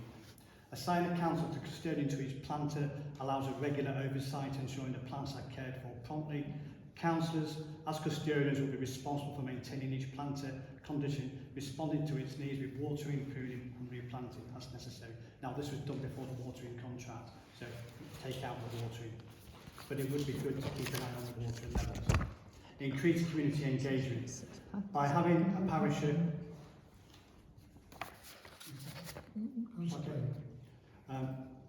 by involving councillors with parishioners, they will then, I'm sure, be more involved with the maintenance of the planters as well. Year-round bloom. I don't think any planter except one had a good bloom last year, and that's because of the planting that was planted. So the idea is to support residents with their needs and get the planters in bloom. And I think having a capped value of £100 per season, a winter season and in the summer season, will have bloom all year round. Per planter? It would be £100 per year, per planter. So 600 total? That's right, £100. There's a buffer then for anybody who unfortunately does take out plants, they could be replenished. It would be then for the parish councillor, okay, to then go to whoever they feel they need to. Now, whether that's you, go to your supplier, okay, with the idea of what plants they want, and then do it as a community and get everybody involved, not just the parish council. Something to add to that, I would be on board with that in the thing, rather than a councillor having to go out of their way and buy the plants first, for them to be allocated given the £100 in advance to go out and purchase, with the goodwill of to go out and purchase the plants and consult with residents. I think, first I think what you said is a little bit wrong, because if your council is allocated, he will actually look after that planter and the residents around it, right? They will choose the plants that they want in it. Is that what you're saying? Yeah. I think that's that. That's what I'm saying. The councillors given the £100 budget first. They consult what residents what plants they want. They go out and purchase it with the £100 they are given. And before we run away, £50, whilst we go out and all spend £100, and then come the next week we're like, so there's £50 until someone says otherwise for the planter. Whilst we'll run off and buy £600 worth of plants next week and not know what to do with them. £600 for the year, isn't it? So you need 50. Yeah, we just say it. £50. £100 per year for that council. Has any councillor's got a view before I've got a view? I'd like to give sort of a bit of a summary between the Can you two. speak up a little bit? Yeah, sorry, I was just saying I've got like a bit of a summary between the two that I'd like to based on my observations, if that helps. So I'm very much for action. I don't want things to get lost in meetings and things left for months on end. So I purely want to go on how we can get plants in the planters as quick as possible. With the proposal put forward by Councillor Jones, there's consultation, so who's going to do it, when are they going to do it, none of these things were outlined, so they're going to have to come back to the council, wait for the next meeting. We're going to be month on month on month. It wouldn't be month on month. As I say, I do have quite a robust community group with over 3,000 members, and I can quite easily mobilise residents to get involved, as I have done with local litter picks, stuff like that. Thank you. So, with Jason, with Councillor King's proposal, it's put in there that the custodian of the planter has the authority to go out to the people and ask them what they want. So with that authority, I can see plants getting in faster. So as soon as April, May comes and we're getting these fresh plants in, and then we can choose what suppliers. So my experience of shopping is in plants, is different shops do better at different things, so we can get the strength of different shops, but it's up to that individual to then choose. Where, to be honest, I'll tell you now, I'll end up giving Councillor Jones a lift to eat somewhere to choose plants. I mean, yeah, as I say, Rob helped me plant some of the flowers under the, on the city side of the park sign, because as you know, I am the one who did all, if you go on Old Farm Road, I'm the one who put all the flowers under all the street signs up there on Brownlow Drive. I do a lot around the city, so I think King's proposal does have the scope to work, considering, each of us are going to have different ideas about what we want the plant, what supply we want to go with, so giving each person a sort of scope control of one planter will be more ideal, and then allow them to have sort of a control over that one. Right. Councillor King, I'm conscious of time. I know, but obviously if the decision of the council is to go with this proposal, then before we go to proposal, we need to nominate who's going to be custodian of each planting. But, and then we also Okay, need... thank you. Whilst we're going around in circles and I'm conscious of time. Now, I'm fully aware, for example, a planter on Deer Park, one of the neighbours fills it with water, and we put plants, and I'm fully aware, planter on Bestwood Drive, and I'm fully aware that, the maintenance of the planters in Mayfield and Newcastle has not been great in terms of some of the damage and that. Allocating a custodian is fine, and I'm quite happy to take on the custodian of the Deer Park one and the one at the park. But it goes against my kind of beliefs that I want to see 6 councillors turning out and planting 6 planters. And once that one plant is done to the season, them 6 are done as they were a couple of years ago, all planted and they look nice. And then councillors are then there to maintain them, keep an eye on them. We don't water.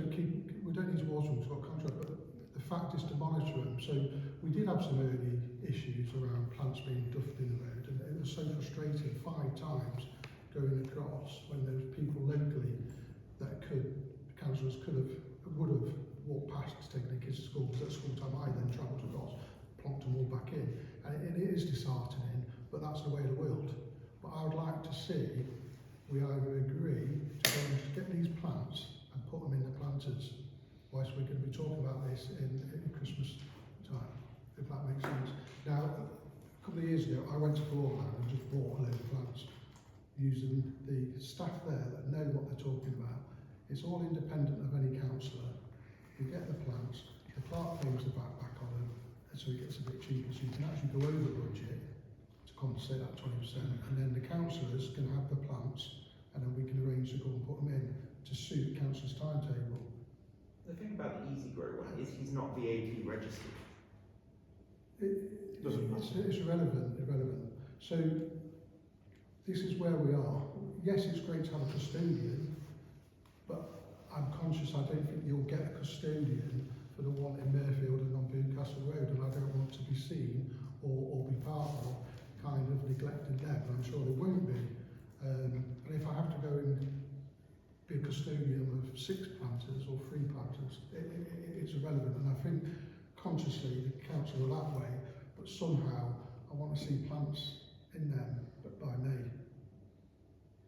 And I don't want to get involved in the logistics of picking stuff up, working against everyone's timetable. And if I said I've got time to go to a shop, get a load of plants, bring them back, and then divvy them out to the planters, having a plan in place where council says, yes, I'm free on this Saturday 21st, right here, I'll be there on Saturday 21st with a load of plants for that planter. I'll be there on whatever, I can do that. But we just need to agree where we get the plants from, can we spend the money? I've just got a feeling if we go away with £50 in our pocket each to go and get some plants, they'll be done in here, there and everywhere. So suddenly someone will say, well, that one on Newcastle looked really nice, what's happened to the one on Mayfield? So on one day or over 2 days, we've got 6 councillors and potentially 9 councillors a show of force to the community that we can work together and we can put plants in planters in this side of 2025. Does that make sense? So we just need a proposition. The proposals are there. Can we find them somewhere in the middle? I'm proposing to go with Jason's idea on the idea that, you know, the councillors are given the money, you know, in advance, because I wouldn't really feel comfortable spending £50 and, you know, not being guaranteed to be paid back, because then I'd be £50 out of pocket, if you know what I mean. It's the Oh no, because you bring a receipt, you give a receipt to the clerk, you get reimbursed. You have to get a VAT receipt. That's the way it goes. It's, you know, it's it doesn't need to be paid up front. I mean, unless the you've always been paid. So the difference between that register and that register there's still VAT involved. then there's the issue of delaying payment at the whole register. If it comes to that, The caveat to that is that Yeah, that's my concern. As I say, I'm still in the... Right, come on guys, because I'm kind of almost throwing an amendment here, and I want to just cap it. We've got a proposal. Can we just reiterate what the proposal? Councillor Jones, what's your proposal? Well, my proposal is to go with Jason's proposal. Councillor King's proposal. Yeah. Councillor King, what is your proposal? So in terms of your proposal is allocating a custodian to each planter and allocating £50 budget to that individual. Okay. And the reason why is because some planters potentially could be in a worse state than other planters through that period. So again, Some planters through the year could be damaged, vandalised. Okay, so having that ability to tap into £50. We did the one on Bestwood Lodge Drive for about £35. We put in 4 winter planters in there. We don't need to put in more plants in that planter. So if you went out and got more plants, we'd be taking out good plants, put in more plants. Don't think that's good. But then you could put them under the street signs. Okay, let's keep it simple, please. We're not doing. The proposal is. so can I second Councillor King's wait. proposal? The man making an amendment here. Okay. Yeah, Councillor, clarify what it I've just clarified it again. My proposal: £50 per custodian per planter. Okay. Okay. Per season. Yeah. Right. Jesus. Okay, and so If they bring £50 worth of receipts, okay, itemised, or just receipts in one class. With a picture of the orange plants. ones. That's what I want. Nice and simple. What I was thinking of doing was taking Right, the deer parts on right. This is what, this is the issue, because what I'm thinking, I know what's going to happen. We're going to go away, and then the planters are going to get planted at different times of the year with various different plants. So I'd like to make an amendment to the proposal that the purchase of £300 of plants are purchased in one go, distributed towards 6 planters, and it may merit that some planters might get more, but the fact is we've got a level playing field, and then your custodians could then manage that. And if there's a drop in budget, if it happens that we have a drop in budget and we've got something left of the £300, then that can be our reserves to deal with Damage. any damage or plants that have died off or whatever. So, Your amendment is that 300 per season or 300 total? Jeez, seasonal, one off, £300. Buy the plants, put them in. I suggest going through Brookfields, for example, because they have a Oh, reduced section. no. 15 minutes. I am leaving. Right, so Councillor King's made a proposal, £50 per individual. I'm making an amendment to that to say that we purchase £300 worth of plants. I will go and buy £300 worth of plants, and then the custodians of them planters will put the plants in with at a date and time that suits everyone. So you're saying you would purchase the 300? I will go and buy 300 plants from somewhere. Oh, okay, yeah. If you purchase them, that's fine. So So can I, we have to go for his proposal first. Yes, and then Councillor King's proposal. Can I have some, look, Councillor King's proposed, can I have someone to second it? Councillor Todd. All in favour? So, all against? I'm not quite Oh, sure. put your hands up. So, That's and a silly then amendment. I propose £300 into custodians of the planters. Council will second that. Councillor Gardner, all in favour? Anyone against? Councillor King, abstaining? Okay. So, agreement is plants will come in April, May, they'll go in, and then people will manage them planters. And in email after this meeting, you can then nominate yourself. Can we also suggest species? No, council, no, honestly, we've flogged that to death. So you're just going to choose the plants, that's it? I'm just going to go to some. You just voted for it. Oh yeah. So, basically, what it's No, going it to do is didn't going to vote go for to that one. this is what it's going to do. Please. Maybe get some nice Grant policy, okay. So grant policy 620, proposal discuss current policy around grants and community groups. So it's a proposal from Councillor King, given we've got 30 minutes, so I'd ask that we put the proposal forward, councillors make any observations and take from there. I propose that the grant policy continues as it is in its current form until a decision has been made by the governance review. Okay. Any observations from councillors? I have an observation. As I say, I don't think we should let such trivial things such as that cloud judgment in regards to inflation costs and the increase in hiring staff and subcontractors to carry out events. I think the current for example, Bestwood Village, Limby, Tapwick, or a lot of other parish councils do not have caps on the grant size to community groups, and considering in the past we never used to have such a cap, and considering our vast reserves and the area, the size of our area and how high our precept is, I think a suitable adjustment should be in line with that, especially considering Bestwood Village just made a sizable contribution to the welfare in terms of a grant, which is a community organisation. So I'm suggesting increasing it to 2,500 or 2,000, but more than the current amount. Right, councillors, so just for formalities, Councillor Jones is making an amendment to that proposal to increase the budget to 2,500 per application. Is that correct? Yes. Thank you. Any observations from councillors? Well, my observation is that we're not Bestwood Village Council or any other council. We're this parish council. So we don't have to go by what others do. They may be in a better position. And my view is that we leave the capital as it is at 1,100. Challenges. I wasn't around when this was put in place, but things don't happen without reason. So this was put in for a reason, and we are an individual parish. We don't follow suit with everybody else because everyone else is different to us. So this was put in for a reason. The only thing I would like to do is put forward an amendment for a 3% increase to the amount to align with interest increases.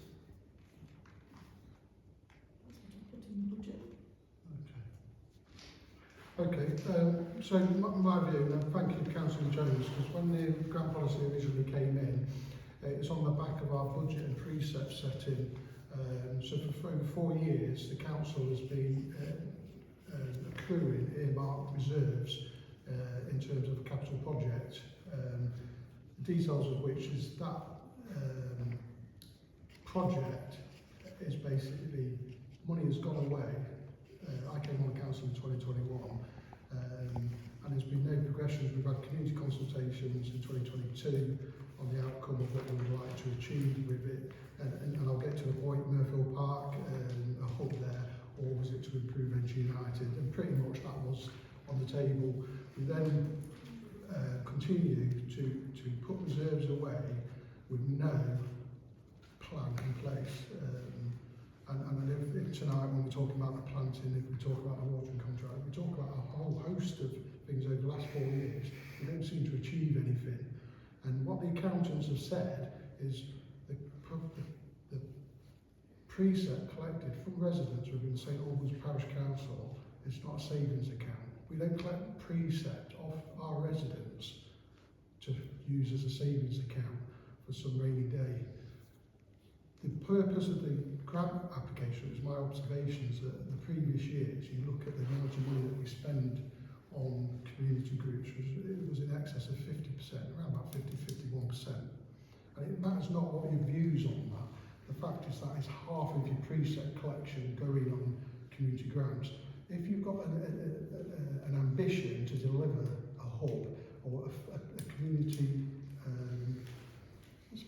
piece, building a bit, training or whatever, you would not be able to deliver that and then successfully run that building if you continue spending. So we've capped the groups, it allows groups money with an idea then for the aspirations to deliver the hub, and that's never worked out.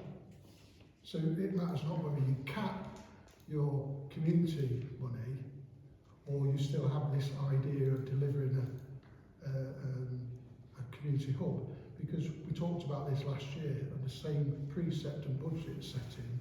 We sat out with ARCAN, we became members of the Rural Community Action Nottinghamshire, which is a parish-led charity that delivers buildings, and it meant the consultation. We had some sample consultations to go out because Edinburgh Council and landowners will not allow you to do anything on the parish land without a consultation, and it was poo-pooed. There was no ambition.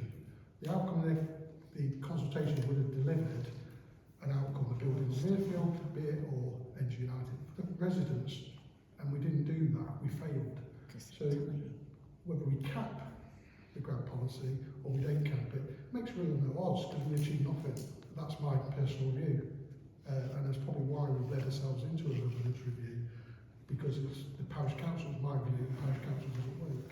So I get the 3% increase, I get the £2,500, but the councils have got to kind of, what is it you want to actually do? And don't talk the talk in the meetings, is what you deliver outside, and we deliver nothing.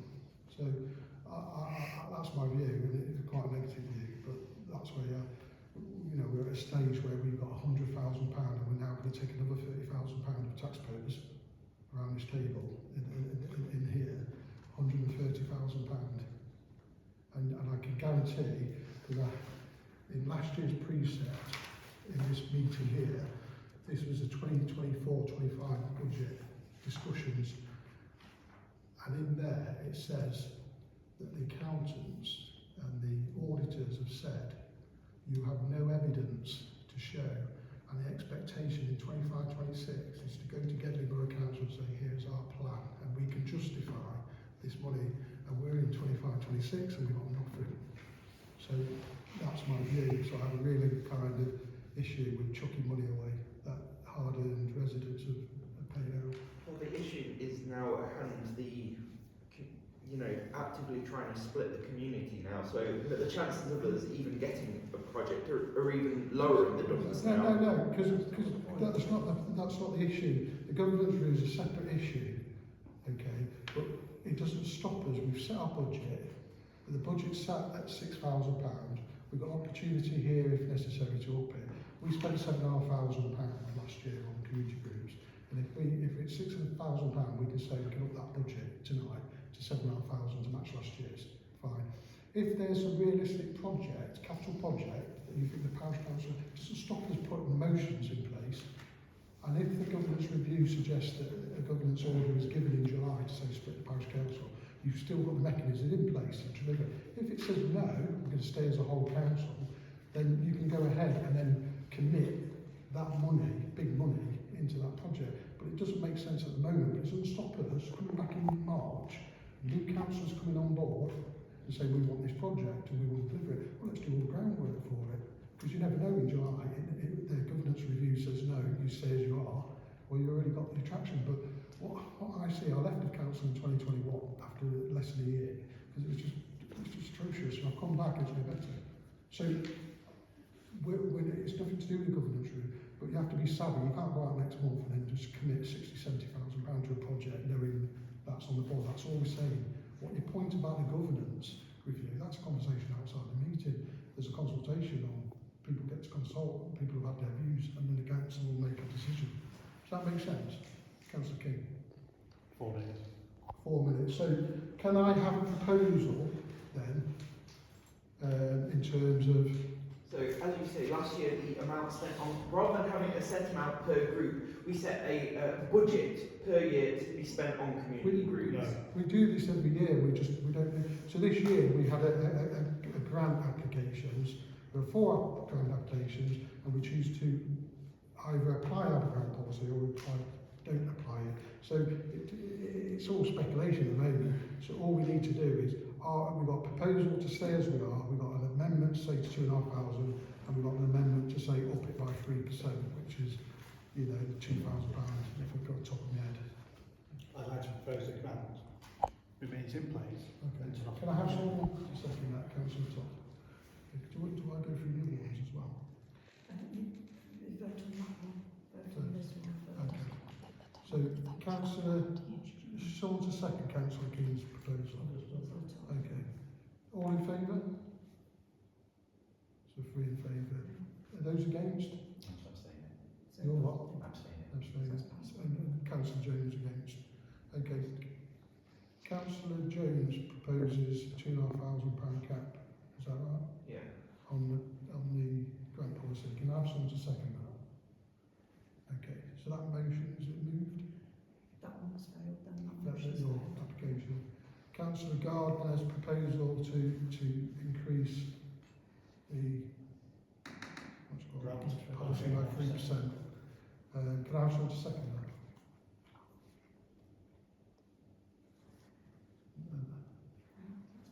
So it stays as it is then. Okay, so it stays as it is. Okay. Councillors, it's 2 minutes. The last item on the table is the bench project. Again, this is a good example of what I'm talking about. Initiated in November 2023. Pardon? Extension. Councillor, that really agrees with me, but I propose that we extend the meeting by 15 minutes. Councillor, second that. Yeah. All in favour? That's all in favour. So, the bench project is proposed in November 2023, came back to the council because the council insisted on 4 quotes. Quotes were obtained from a contractor. We then went into getting the licence from Gedling Borough Council. Gedling Borough Council wanted a community consultation on the benches, so we had a consultation for the immediate area. That was done with Treegarth Square, the city, Pavilion, not Pavilion, the one next to Robin Hood where I live, and yeah, so there was a consultation, a report was sent to Gedling, they accepted that, they then set out that we needed a number of things in place, such as contractor, with liability insurance and everything like that. So come demise of our last clerk, or the clerk before that, we basically just needed our insurance, copy of our insurance. That's been provided now to Gedling Borough Council. They've issued a licence, but it was agreed at the last council that a further quote. The contract has now dropped out because it's been that long, so he cannot deliver the project on that. So the quote now is, the total quote is £3,782.40. Less VAT, it's 3,152. Less VAT. 3,152. So this is a Gedling contractor, Gedling approved contractor, recommended by Gedling themselves.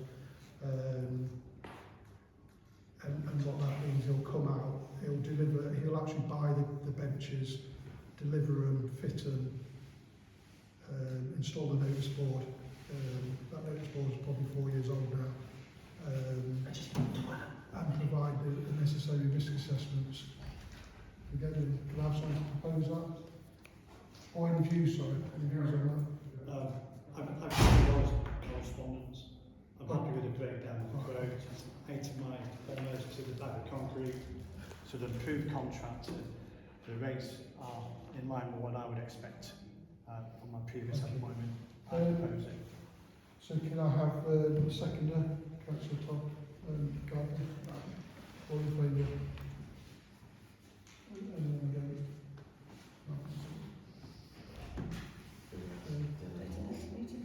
The next meeting is 25th of February. Just like to say to the members of the audience, good luck in the next elections and see you come in. Thank you very much.